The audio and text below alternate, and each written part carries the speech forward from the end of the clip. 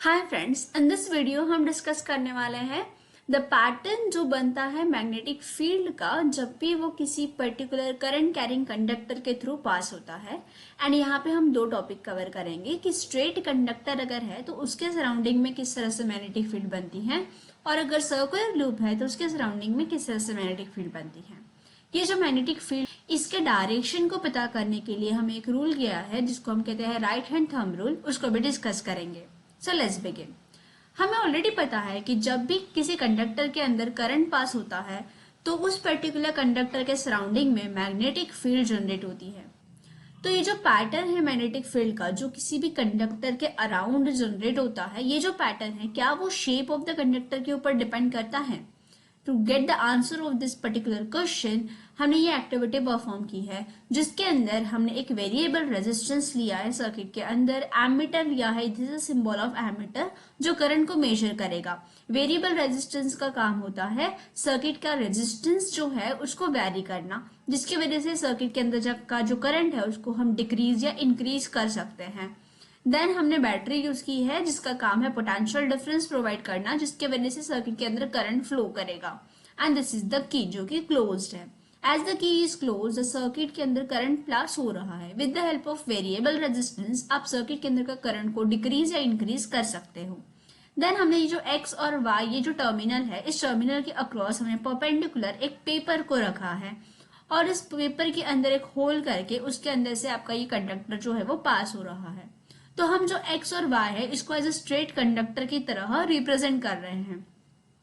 Then we have pass the current, इसमें हमने current को पास किया तो हमने ये जो पेपर है इस पेपर के ऊपर कुछ आयरन फिलिंग्स को स्प्रेड किया। हमने ये ऑब्जर्व किया कि जो भी आयरन फिलिंग्स है वो एक सर्कुलर पैटर्न में, कोसेंट्रिक सर्कुलर पैटर्न में अरेंज हो जाते हैं। और हमें पता है कि ये जो आयरन फिलिंग्स होती है वो मैग्नेटिक फील्ड लाइंस को रिप्रेजेंट करती हैं, जो इंडिकेट करती है कि किस तरह से मैग्नेटिक फील्ड यहाँ पे प्रोड्यूस हो रही है सराउंडिंग द स्ट्रेट कंडक्टर। तो सर्किट का करंट बढ़ाते हो तो ये जो कोसेंट्रिक सर्कल्स बनेंगे ये बहुत ज्यादा क्राउडेड बनेंगे। ये इंडिकेट करते हैं कि सर्किट के सराउंडिंग में, इस कंडक्टर के सराउंडिंग में जो मैग्नेटिक फील्ड की स्ट्रेंथ है वो इंक्रीज होती है। तो from this we conclude that कि जो भी मैग्नेटिक फील्ड बन रही है, मैग्नेटिक फील्ड स्ट्रेंथ को हम मैग्नेटिक फील्ड को रिप्रेजेंट करते हैं वेक्टर बी के साथ। तो मैग्नेटिक फील्ड जो है किसी भी स्ट्रेट कंडक्टर के अंदर वो डिपेंड करती है directly on the current. If you increase the current, अगर आपने करंट को बढ़ाया तो मैग्नेटिक फील्ड भी बढ़ेगी। अगेन मैग्नेटिक फील्ड जो है वो radius of the concentric circles पे डिपेंड करती है। इसका मतलब ये है कि जैसे जैसे आप कंडक्टर से, ये जो आर है, रेडियस जो है इस कोसेंट्रिक सर्कल का, ये जैसे जैसे बढ़ेगा वैसे वैसे आपकी मैग्नेटिक फील्ड जो है वो कम होगी। इसका मतलब रेडियस अगर कम है तो यहाँ पे मैग्नेटिक फील्ड स्ट्रेंथ ज्यादा रहेगी, और जैसे हम दूर जाएंगे वैसे वैसे मैग्नेटिक फील्ड की स्ट्रेंथ जो है वो कम होते जाएंगी। So this is the 2 point जो आपको याद रखने हैं। नेक्स्ट हम देखेंगे किस तरह से राइट हैंड थंब रूल को आप अप्लाई करके इन पर्टिकुलर मैग्नेटिक फील्ड लाइंस का डायरेक्शन पता कर सकते हैं। हमें ये तो समझ में आ गया कि यहाँ पे स्ट्रेट कंडक्टर के सराउंडिंग में कोसेंट्रिक सर्कल्स बन रहे हैं एंड हमें इस आयरन फिलिंग्स के थ्रू भी कोसेंट्रिक सर्कल्स दिख रहे हैं, लेकिन इनका डायरेक्शन अगर हमें पता करना है तो उसके लिए हमारे पास एक रूल है जिसको हम कहते हैं right hand thumb rule. Right hand thumb rule कहता है कि यू हैव टू इमेजिन, आपको इमेजिन करना है कि आप एक करंट कैरिंग कंडक्टर को, स्ट्रेट कंडक्टर को होल्ड कर रहे हो इन योर हैंड, इस तरह से कि जो आपका थंब है वो इंडिकेट करता है डायरेक्शन ऑफ द करंट, और जो आपके कर्ल्ड फिंगर्स है वो इंडिकेट करेंगे डायरेक्शन ऑफ मैग्नेटिक फील्ड।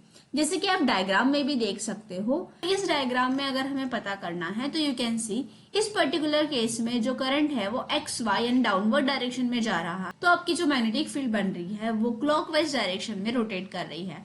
और अगर हम यहाँ पे करंट का डायरेक्शन चेंज कर देंगे तो मैग्नेटिक फील्ड जो रहेगी वो एंटी क्लॉकवाइज जाते हुए दिखाई देगी।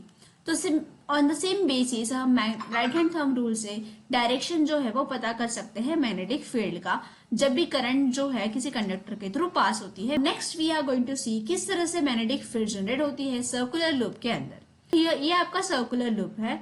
हमने सिमिलरली यहाँ पे भी एक प्लेन पेपर रखा है जिसके थ्रू आपने दो जो आपके कंडक्टर जो सर्कुलर लूप है उसको पास किया है, और उसके जो दो टर्मिनल्स है उसको फिर हमने बैटरी के साथ अटैच किया है, जो कि आपको पोटेंशियल डिफरेंस प्रोवाइड करेगा, जिसके वजह से सर्किट में करंट फ्लो करेगा। Now as we can see here कि जब करंट इस पर्टिकुलर पॉइंट से पास हो रहा है तो यहाँ पे हम जो मैग्नेटिक फील्ड देख रहे हैं ये सिर्फ पॉइंट ए और पॉइंट बी के अक्रॉस हम देख रहे हैं।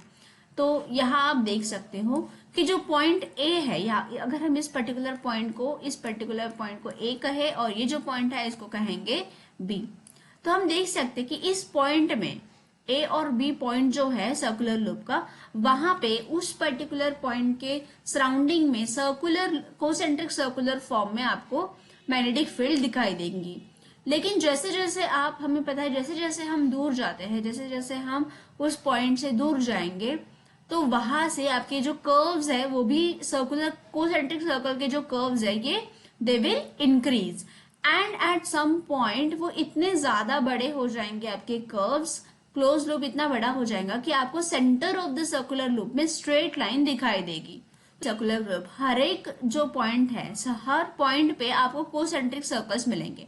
इस डायग्राम में हमने सिर्फ पॉइंट ए और पॉइंट बी जो है यहाँ पे कोसेंट्रिक सर्कल्स को रिप्रेजेंट किया है, लेकिन एट एवरी पॉइंट जो भी आपका सर्कल है उस सर्कल के हर एक पॉइंट पे आपको इस तरह से कोसेंट्रिक सर्कुलर फॉर्म में मैग्नेटिक फील्ड दिखाई देंगी, और ये धीरे धीरे बढ़ते जाएंगे। It becomes larger and larger as we move away from the wire, और बाय द टाइम हम centre of the loop reach करते हैं तो यहाँ पे जो आर्क है वो इतना बड़ा हो जाता है that it appears to be the straight line. इसके भी कुछ पॉइंट्स है जो हमें ध्यान रखने हैं कि ये जो मैग्नेटिक फील्ड सर्कुलर लूप में बनती है वो डिपेंड करती है करंट के ऊपर। अगर हम करंट को सर्किट के अंदर इंक्रीज करेंगे तो मैग्नेटिक फील्ड की स्ट्रेंथ भी बढ़ेगी।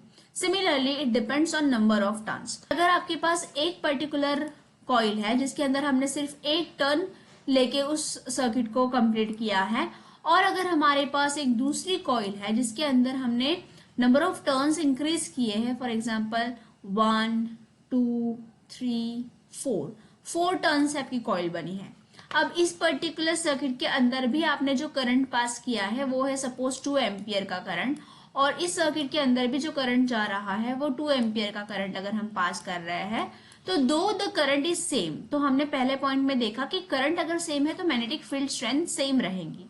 तो यहाँ पे दोनों सर्किट के अंदर करंट सेम है, लेकिन magnetic field number of turns पे भी डिपेंड करती है। तो हमने देखा कि यहाँ पे सिर्फ एक टर्न है कॉइल का और यहाँ पे 4 टर्न्स है, इसीलिए दो करंट सेम है तो मैग्नेटिक फील्ड सेम होनी चाहिए, लेकिन नंबर ऑफ टर्न्स इस कॉइल में ज्यादा होने की वजह से यहाँ पे मैग्नेटिक फील्ड जो है वो ज्यादा रहेगी। आई होप कि आपको जो सेकंड पॉइंट है वो समझ में आ गया है। तो मैग्नेटिक फील्ड जो है नंबर ऑफ टर्न्स कितने हैं उस पर भी डिपेंड करती है in a circular loop. Similarly magnetic field जो है वो डिपेंड करेंगी 1/r यानी रेडियस। जो डेफिनेटली जैसे हम इस पर्टिकुलर पॉइंट से जैसे हम दूर जाएंगे वैसे वैसे जो उसकी मैग्नेटिक फील्ड की स्ट्रेंथ है वो डिक्रीज होगी। So this is all about the magnetic field जो कि सर्कुलर कॉइल लूप में प्रोड्यूस होती है। सो इन द नेक्स्ट वीडियो हम डिस्कस करेंगे कि किस तरह से मैग्नेटिक फील्ड प्रोड्यूस होती है इन अ सोलेनॉइड कॉइल, और इस टॉपिक से रिलेटेड जो भी क्वेश्चंस है that you can attempt in the community section. Thank you.